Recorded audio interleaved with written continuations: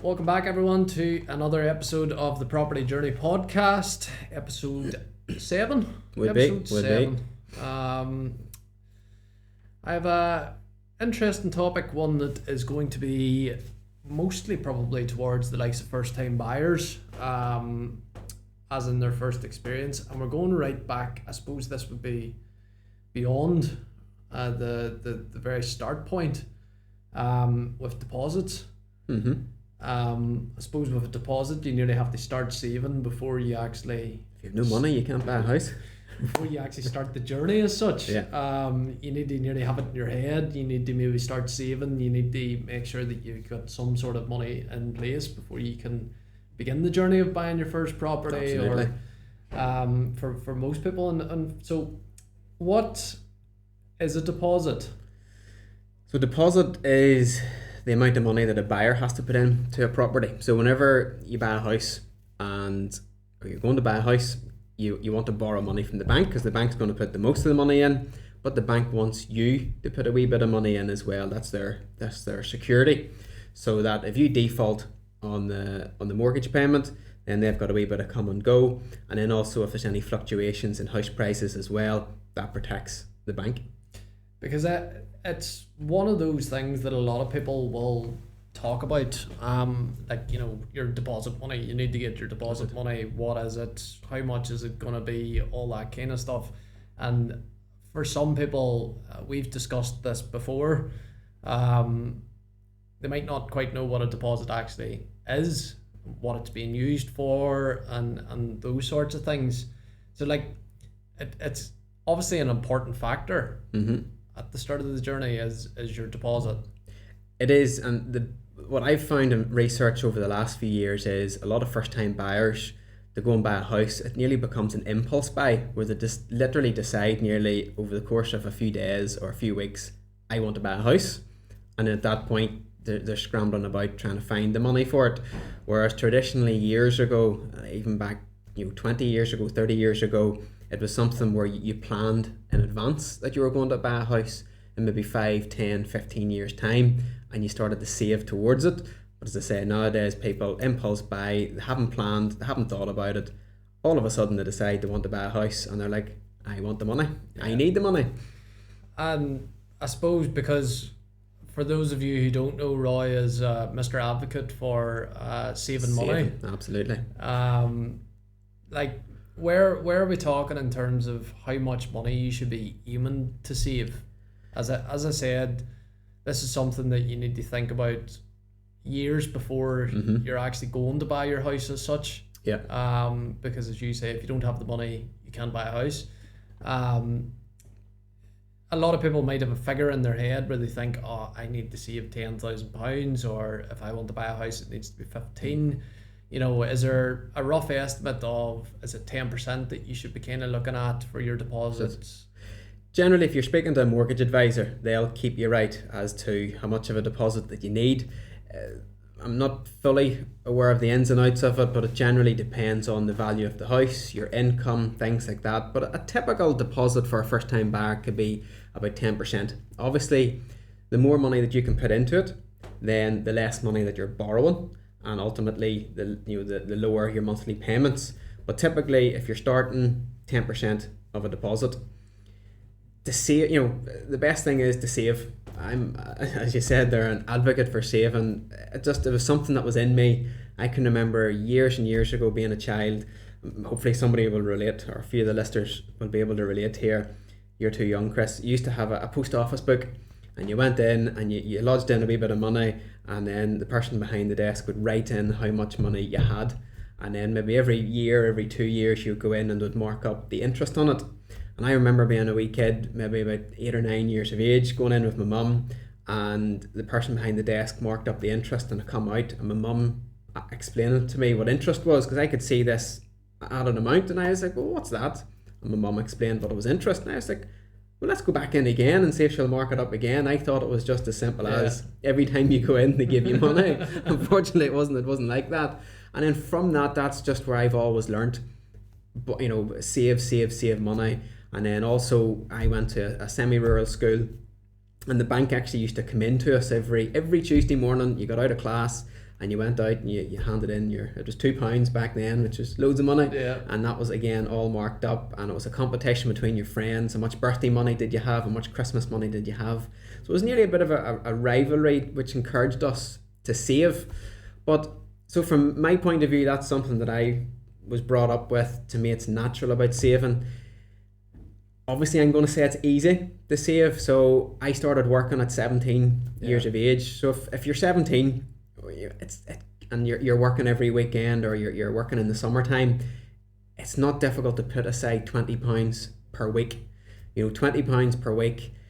It's just maybe a couple of less coffees. It's maybe getting the hair done less. Just very, very small tweaks. Yeah. And if you put, or even get more pocket money, £20 a week from 17 is roughly about £1,000 per year. And if you do that every year from your 17 to roughly 25 is probably about an average age that we save a first time buyer. There's £7,000. And if you have a partner, that's the two of you. If you've done the exact same, there's £14,000, which 10% will allow you to buy a house at about £140,000, which at the minute a new build house is anything, depending on the area and the quality and the size, but it could be anything from 130 till about 170,000. So there's very simple £20 a week, and you have a deposit for a house. I know, and £20 nowadays in current circumstances actually isn't very much. No. And I know a lot of people, £20 will go a hell of a long way for them, but at the same time, when you think about it now and the cost of different things, as you say, going and getting a haircut nowadays is nearly £20, and if you manage to cut that out, once every so often and save it towards it, you should have a nice wee chunk starting to build up. And I suppose that actually kind of touches on, obviously we're talking here for a first time buyer's point of view. Most people that are either moving home have probably already went through the first time buyers. They understand what a deposit is, they understand the process that they have to go through. So is there different strategies to come up with like affordable budgets for your home purchase in terms of understanding what your deposit is and the best way to go about it and trying to get it? Well, there's a few different ways. If you want to do it yourself, if you're at an age where you're maybe out, you're working full time, the basic instinct is always to trim back on your money and to save money, which ultimately is good. So yes, you get trim back on a few things, less spending and save there. But ultimately in business, you're always taught, well, how can I find money? Yeah. And very simply, if you have a job, why not go to your employer and say, right, can I have some overtime? Work one evening a week, work on a Saturday morning, go and get a second job, whether it's working in a supermarket or doing anything, or find a side hustle, something that you like doing, whether it's mowing somebody's lawn, washing somebody's car, all of those things. And if you just do like one evening in a week or a Saturday, you'd be surprised how quickly you can get a bit of money saved up. So that's finding the money yourself. Another way is if you have parents, you can go and ask your parents, listen, have you any savings? Is there any inheritance that I can get now effectively? And they may be able to gift that to you. Maybe you have some grandparents or an aunt or an uncle who's really good to you. You could ask them as well for a gift of a deposit. Yeah, and because it is, I know even from a young person's view now, it is very difficult with the price of property now. And when you begin to weigh it out, I think I heard a stat that it was, roughly speaking, maybe the price of a house used to be between 3 and 4 times your yearly salary, I think it was, and now it's nearly at 8. Yeah. So when you put it into that perspective, that's quite an increase. Yeah. So we understand that it's going to be quite difficult to be able to build up that amount of money, as well as the cost of living. Currently, the prices that it is, everything's becoming that wee bit tighter and tighter. Like, what are the key expenses then outside of your deposit that you maybe should think about as well? Before you buy the house. Before you buy the house. In no particular order, getting your mortgage. Some mortgage advisors charge a fee, so that's something that could vary from maybe a couple of £100 to £400 or £500. So that's something. If you're going to get a survey done on the property, that's something you have to factor in. You've legal costs as well to factor in. Depending on the value of the house, there may be some stamp duty to pay if it's at the higher end of the value. And also factor and bear in, which a lot of people overlook, is it's one thing buying the house, paying the fees and getting the keys. The next thing is actually furnishing the house. Furnishing the house can be very, very, very costly. Right down to, I can always remember moving into my first house. You don't have anything. You're used to maybe living at home with your parents. And I can remember 2 or 3 weeks in, and you keep going to the cupboard to find something for the first time, and you realise, I don't have that. Every single thing has to be bought. And again, tables, chairs, sofas, bedrooms, furniture, everything. You don't belong seeing another easily £10,000, depending on your tastes. And is this maybe slightly off topic, but obviously the rise in turnkey properties now, that are maybe partially furnished now, are becoming quite popular. Is that a case of you don't have to worry about going out and furnishing it? Well, the turnkey properties would be brand new properties that come ready in that they've got carpet, they're painted, they've got the kitchen appliances, fitted kitchen appliances. It's basically you're ready to move your furniture in and go. Yeah. We do see in the industry where there's more demand, not necessarily for a new build, obviously there's those benefits of a new build, but also houses that have maybe been refurbished or sitting already nice and pretty. We generally find first time buyers aren't keen on going in and having to rip out kitchens and rip out bathrooms and organise all those tradesmen. They want a property that's ready just to move into. Yeah, because that is it's nearly big business now, in terms of going in, renovating a property and nearly setting it up, as you say, for someone to grab the keys, move in and put their head on the bed as such, because that's their home now. And there's been lots of talk about government programs and supported programs for first time buyers now to be able to go and obviously purchase their first home. Do you have much insight into those types of schemes? Well, first of all, you have, which was a very known scheme, which was the Help to Buy, which is actually now closed. And that was a scheme by the government that it was encouraging you to save. So every month you would put £200 into the scheme, and then whenever it come to actually closing it and using the money, the government would have given you £50 for each of those £200 that you put in. That scheme is now closed, so if you haven't already opened that, it's too late. But there's an alternative to that, which is known as a lifetime ISA, which is basically you go to a lot of big financial institutions and they provide this. It's a bit like an ISA, whereby you save money and then there's a bonus whenever it comes to buying your property. Other schemes available would be co-ownership. So co-ownership is a government-backed scheme whereby it's a government body that comes in, they share like an equity with you in the property, and it just completely depends on the value of the house, whether you are able to put money to it or not. It's also a means of buying a property without actually any deposit. And then there's also some money borrowed from a lender as well. So it's a fantastic scheme. And the third option is if you are able to rent a property which is owned by a housing association or the housing executive. If you've lived there for a certain number of years, you can actually make an application to buy the property. And then if your application is successful, you get to buy that property at a big discount. So that's a bit of a bonus as well.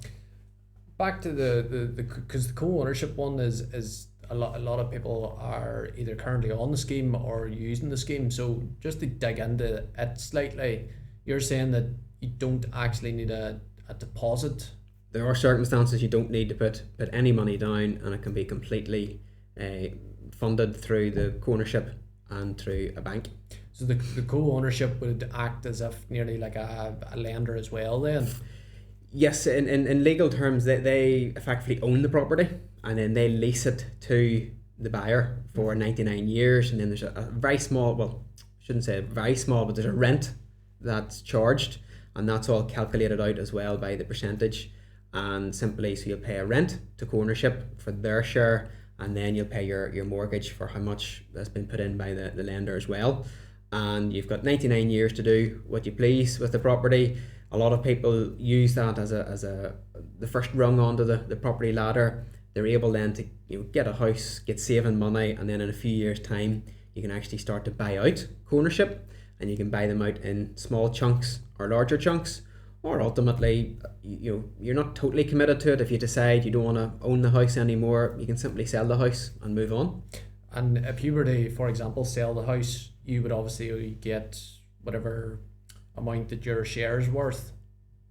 So it's just whatever share the co-ownership owns, for instance, yes, then it's valued, and then they'll get that back. And then yes, if there's equity on the other part of it, as soon as the mortgage is paid off, co-ownership is paid off, if there's still any equity there, then yes, that is the homeowners. Yeah. Oh, it's because there's obviously been, it's the model that the government are currently pushing as their, support scheme as such for first time buyers, and it's interesting to actually get a breakdown on it as to how exactly it works. It's a phenomenal system and process. Over the last few years, a lot of effort has been put in by co-ownership to streamline the process. So they now have from you applying for it to getting approved is very quick. Then also from the solicitor point of view, there's a portal system where the solicitor logs into. A lot of it's all done through it, and it's very, very, very quick indeed. And as I say, and we've talked about this before as well, be careful what you hear on social media and stuff, because I've heard a couple of people that have been slating it, and their reasons are which I laughed at because it's not really the model that it's for, that you can't buy a second property if you've got a co-ownership property. And my attitude to that is, well, if someone's using co-ownership, they're not, it's to be their main home. Yes. So there's different things. Look into it, make sure you do your own research on it and whether or not it's going to be suitable for you. But as you say, it's going to be suitable for most people trying to get on the first rung, in the property market. I think one myth with it is, back to Northern Ireland, there's just this whole ethos where everybody wants to own their own property. So understandably, if you're using co-ownership as the whole purchase and you've got no deposit in it, well then ultimately you've got little to no equity. But then again, without co-ownership, you wouldn't have a possibility of actually owning a property. Whereas if you rent a property, you're paying out rent, and that money's, they'll always say it's dead money. Whereas with co-ownership, yes, you're paying them money, but any rise in the value of the property, the homeowner is benefiting from it. So if you've got no deposit or a low deposit, it's a fantastic way of getting onto the property ladder. No, 100%. I agree as well. And the other one then was the housing executive. Yes. Quite interesting that you can buy it out if you've been there for X amount of years. And the only reason why I'm going to say it's quite interesting is obviously there's not a lot of housing executive housing out there at the minute. No. So hen's teeth. To offer it as, for people to be able to buy it, then that's quite interesting, because obviously then you're taking housing executive homes off the market as such, and in the private essentially. Well, from that though, just the housing executive do buy properties, and then also housing associations, which are a similar concept to the housing executive, they're continually buying up land. So yes, on the one hand, there's a possibility that the number of properties in the housing executive are being reduced. There are housing associations which are increasing and maybe stepping into the shoes. But it has to go without saying as well, if you buy the house off a housing association or the executive, you're getting it at a discounted rate. It is in the title deeds that if you sell the property within the first 5 years, you have to pay back the discount. So you just can't simply think, I'm going to rent this, I'm going to sell it, or sorry, rent it, buy it, and then sell it the next day and cash in. Obviously not. You have to pay that back. And then also, if you go to sell the property in the first 10 years, you have to give the housing executive or the housing association first refusal. So there is an opportunity for them to Buy it back. buy the property back again. And I think it's a great idea. At the same time, I know plenty of people that are currently in housing executive or housing association houses that have the option to buy it now. And as you say, for them to be able to purchase their own home that they've made into their home. Mm-hmm. You know, it's not just a house to them now, it is their home, and they have the option to buy it now. You know, should they be getting a discount, I would agree that it's a good option for them to be able to then outright own their own home. Mm-hmm. It's interesting that those clauses, I suppose you could say that they are there rightly so that it can't be taken advantage of, essentially. Mm-hmm.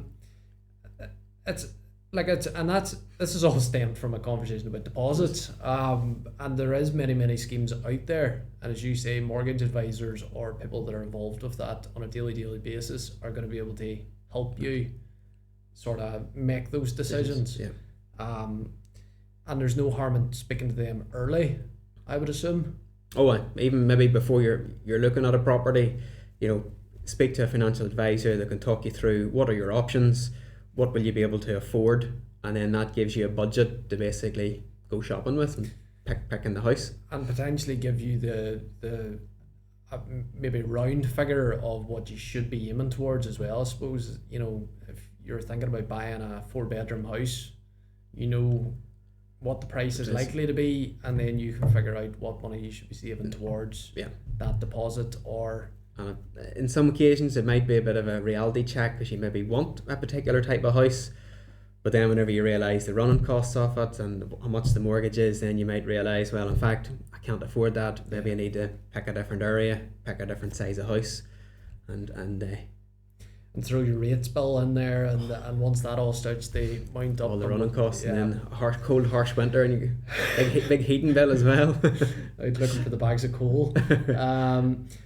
And I think you touched on it there briefly at the start as well, the advantages of having that larger deposit for the house. What I suppose the main advantage is going to be saving on interest. So the bigger the deposit, then yes, the less money that you are borrowing, and then ultimately that means the smaller, the lower the monthly payment. So just basically more affordability. Is the point. And is there any common mistakes? And I know, like, you could very easily say this about savings. Common mistakes, things crop up. You maybe scrap your £20 payment into, you know, your account for a couple of weeks or a couple of months, and then you kind of forget about it, and then you realise that you've maybe lost £300 or £400 that you should have saved into that account. Is there any kind of common mistakes that you can make? Maybe just putting it off, maybe? Well, one thing we always hear a lot of people say, it's all about good intention. So to kind of step aside to then come back to the point. So when somebody's buying a house, they have a mortgage, and they're normally on a fixed term, and if they go to pay it off, then they're penalised in it. And you're also allowed to pay a certain amount. You're allowed to pay 10% of the debt every year. So when we're going through mortgage offers with everybody always, or the vast majority of people say, oh yes, I plan to pay an extra so much per year, or I want to get rid of my mortgage. But it's all a good intention. And I always ask the question, well, when are you going to start paying that? And they always say, well, give me a few months till I get settled in, and I'll have the sofa to pay for, and I'm going to be changing the car and what have you.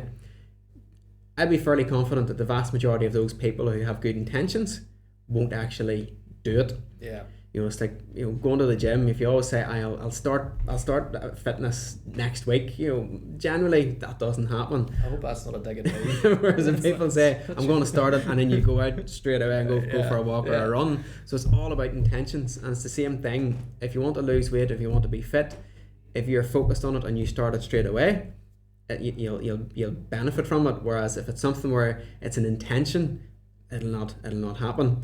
So my trick is basically from day one. So if you're buying a house, open up a separate bank account, or very simply every month you've got your mortgage payment, have it set as a direct debit, that's how much your mortgage payment is, plus whatever it is, another £20, whatever you can afford. Even if it's only £5, just set up that extra payment, and it immediately goes out. So that means at the end of each month, when you get your pay in and you pay out all your household bills, that forms part of your usual outgoings and becomes a habit and completely disappears.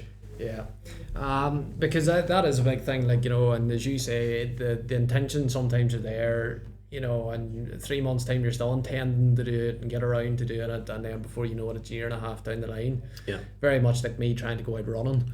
That lasted about a year and a half, and it was only 2 weeks ago I went back out again. And like, this is a difficult one as well, and I've already mentioned that everyone's income, everyone's jobs, the money that's coming in, what they can afford to save, all that kind of stuff is different. But like you've touched on it there about increasing your income, finding money.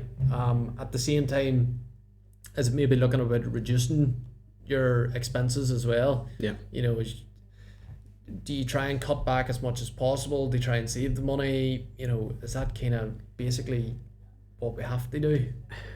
Well, initially, it's down to the person. It might be easier for somebody just to cut back a wee bit of their spending. What we find is everybody has a standard of living nowadays, which could be argued as to whether maybe it's a wee bit above what they're earning. Yeah. So ultimately, there's nothing wrong with having that standard of living, but ultimately, it has to be worked for. You know, the days of just working, 30, 35 hours per week, but to have a living standard up here doesn't necessarily always marry up. Whereas very simply go out and work a few extra hours, simply just get into a habit, work one evening a week, and that could be enough to basically almost pay your mortgage. Yeah. And that's what a lot of people do. They start a side hustle to pay one small bill. They grow that side hustle, bigger and bigger to the point that covers all their household outgoings. So that means all their household outgoings are covered. Yeah. And then that means actually their income from their job is basically complete savings or spending or investing or whatever. So and I agree with you, that sometimes we do get a bit, and I know on my part as well, that you sometimes, could do without the takeaway on a Friday night, that you just can't be bothered to cook. And there's different ways that you can reduce your expenses and create those side hustles to maybe have a bit of extra money. I think one of the big things for me is understanding what you're kind of getting yourself into. And for what I mean by that is you're signing up for a mortgage that very easily could be £800 a month now. Easily, depending on what property you're getting. As you say, you've your yearly bills coming in, so you have your rates coming in, you maybe have your insurances to pay for. These costs are quite substantial when you think about it. You're tying yourself in for 25 years to have to cover these every month for 25 years. So for me, it's maybe realizing how big of a commitment you're actually making, because you still need to cover all them bills, no matter what, as well as everything else outside. So if you have got a car, you need to make sure that your car's taxed, your car's insured, it's gone through the service, it's MOT'd, whatever it happens to be. That's just your car. Then everything else then on top of that, then before you know it, you have a lot of outgoings there that you should really be thinking about. It's all looking about what's your priority. Some people want the nice car, the nice house, the nice lifestyle. If you're able to do it all, brilliant. That's a good motivation for somebody to get up in the morning. But if it's something whereby you're looking at the figures and the figures aren't stacking up, well, then that's a reality to say, well, I can't have the nice house, the nice car, the nice clothes, and going out for the meals. But it could be something, just a slight tweak of those. Rather than having a brand new car on HP or renting it, as costing you, £500-600 a month. Well, you could still get a nice car which maybe just isn't as fresh and it's maybe costing you less. So just a quick tweak of that, there's you could save £200-300 a month. And very simply, you're looking at a 4-bedroom house, and do you really need 4 bedrooms? Cut it back down to a 3-bedroom house. You could be maybe saving yourself 30 grand roughly. Exactly. Depending on what it is. There's certain questions I've got down here, and again, I maybe don't want to go too much into them, but like, would you prioritize paying off debt over saving for a down payment? You know, is it again? Are a lot of these all going to be obviously personal preference? Personal preference, you know, debt. I'm not an advocate of debt. You know, you should have that reduced. So generally, you shouldn't have that in the first place. And if you go to buy a property, that's one thing that a bank's going to be looking at. You know, yes, they want to see some debt. Sometimes they want to say, are you able to, you know, cover monthly payments, and are you responsible? But if you have a lot of debt and a lot of credit cards, a lot of loans and overdrafts, it'll have a big impact on your success rate in being able to get a mortgage. It probably feeds back into the sort of credit score situation where obviously if you pay off and are known to be able to pay off a monthly amount every time, your credit score is going to be increased.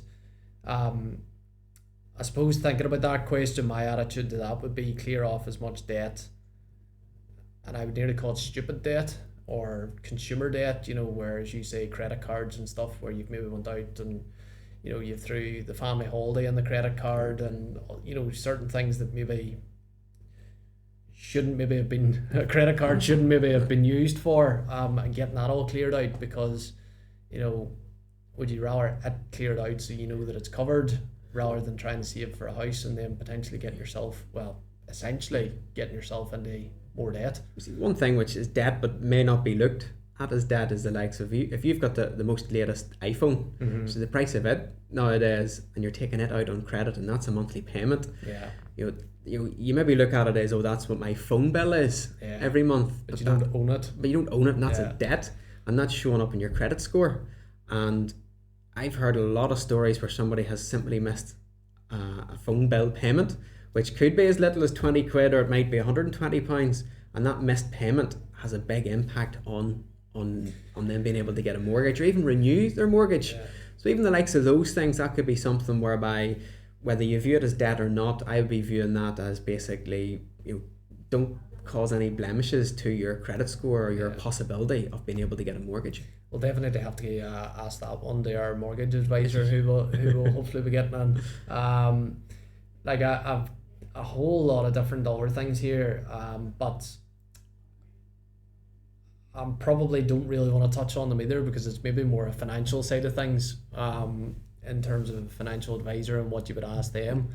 But obviously, from a personal preference, would you consider those alternative housing options, the likes of your co-ownership, maybe the likes of rent to own, if you're struggling with maybe gathering up the money for those down payments or deposits?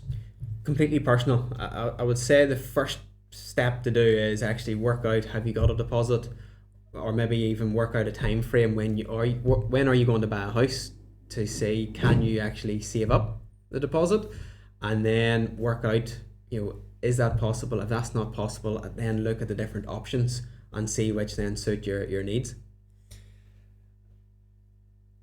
It's going to be, probably on a final note, quite difficult, maybe to stay motivated, would you say, for some people? You know, knowing that if you were to throw a figure out there, say for example 14,000, as you said earlier, you know, if someone's starting from scratch, you know, to get from scratch to 14,000, it's going to be quite a daunting challenge.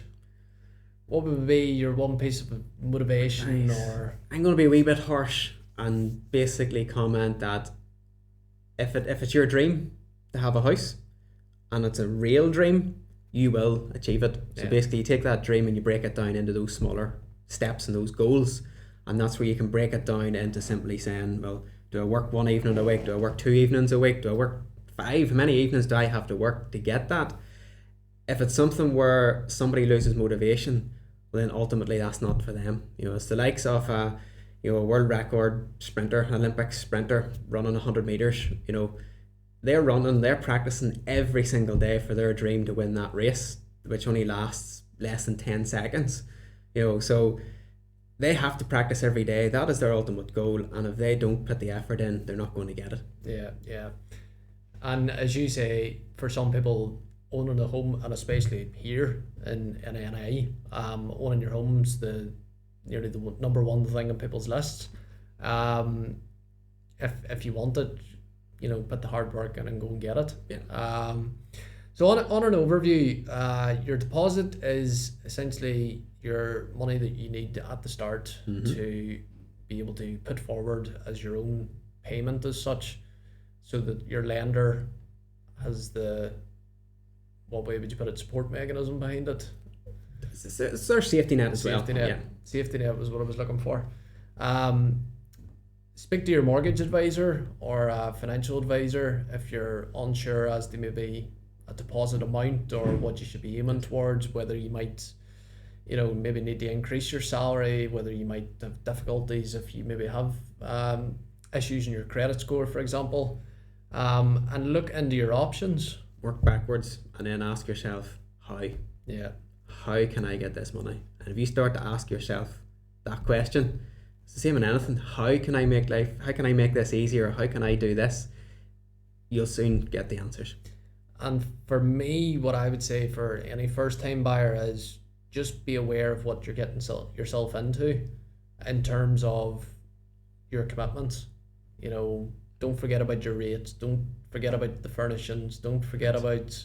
Have a buffer zone. Yeah. On that note, actually, I should have said earlier on, when you'd said there about the extra cost about buying a house, okay, not necessarily extra costs, but a lot of people don't realise running a house is like running a business. So any business that is running on the wire every single month, if they run into a bump or have a difficulty, they're wiped out very quickly. It's the exact same when you own a house. You need to have a buffer zone there so that you have enough money to last you 3-4 months ideally to cover all household bills, so that if you are off sick or if you're poorly or if something happens, you've the comfort of knowing that the bills can be paid for a few more months until hopefully you can get back on your feet again. Yeah. I think that's probably the best piece of advice that we could leave the episode on is just make sure you have all bases covered again. Start saving. Start saving. Start saving now. Thank you very much, Roy. Thank you. That's deposits, I suppose, in a nutshell. Yes. There's probably going to be a few more questions that we could be able to ask and get into more detail with a mortgage advisor or a financial advisor, and maybe get into the, as they would say, about that. But thank you very much. Thank you. I think we'll leave it there. If you've enjoyed this episode, make sure to give us a follow, give us a like on our social media platforms, and stay tuned for the next episode. Thank you.